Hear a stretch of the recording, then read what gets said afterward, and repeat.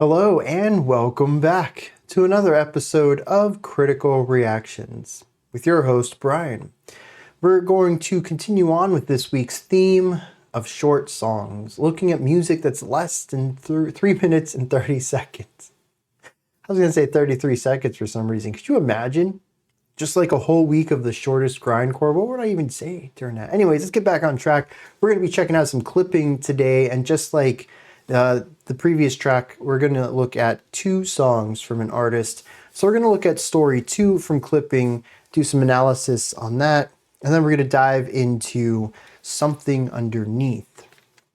So let's kick this off, see what clipping is bringing to the table with Story 2. Godsmack is how the wind feels on the face of Mike Winfield on his way home. So we got a 3-4 here. Works nights, the worst nights. Don't nobody tip right. And between the marriage offers and the fist fights. And if another motherfucker touches wrist trying to pull him in to whisper, he ain't making it to midnight. 4. Don't they know we got a lighter in his pocket, a matchbook in his sock, and a block full of charred skeletons closeted, begging to get out. He paused because he's scared of airing out the thoughts. He can taste it in his mouth, the sulfur, a bitter carbon, hearing all the burning body shout. But no, that was a full lifetime ago, and nobody ever has to know. He is never told, well, except Ronald. But that don't count. He was sweet and exactly what he needed him to be at the time. Wine and candlelight and nice text at lunchtime. Why had he not called Ron back? Guess there just wasn't a spark. Ha! No, mustn't Just joke about these things. Notes. Wouldn't want to disappoint Doc Clark. So many hours on a couch. So many changing very up the memories flow that too. take so many tears to get them out. Water had never been a friend. Hold up. Where had he seen that car before? Blue Acura dent on the and left there's rear 8. fender. So we've done 3, 4, 5, 6, 7, 8. Strange things you never shake when you wake up in recovery. Suddenly 8 bars of each too. Covering his head cause it's raining from the sky. Dials home on his cell phone and gets no reply. What the fuck? Where is the babysitter that he overpays? Body takes over and brain becomes disengaged. Michael is running. His house is 3 blocks away. Adrenaline compensating for changing age since the last time that he ran. And goddamn it, Mike knows he gotta get home fast as he can. Looks up in the sky, glows familiar. Knows those families died with similar awnings, and on he keeps going. Hits the corner just as he hears the explosion. Screams come from the house. Did you get them out? Mike asking the crowd that has gathered round. Tears running down his face. There's that familiar taste. He wishes it would take him to another place. Son and his baby girl in his home, and he can't believe that it's gone in a cloud of smoke. And he's choking and running forward and hoping against hope that he might find them alive and well. But he knows the results too well, and he knows that he fooled himself. And he keeps walking towards the house. Rather, what house is still left? No intention of stopping, letting the smoke take his breath. Some strong arm knocks him aside. Mike falls to the ground and cries, why won't you just let me die? Why won't you just let me die?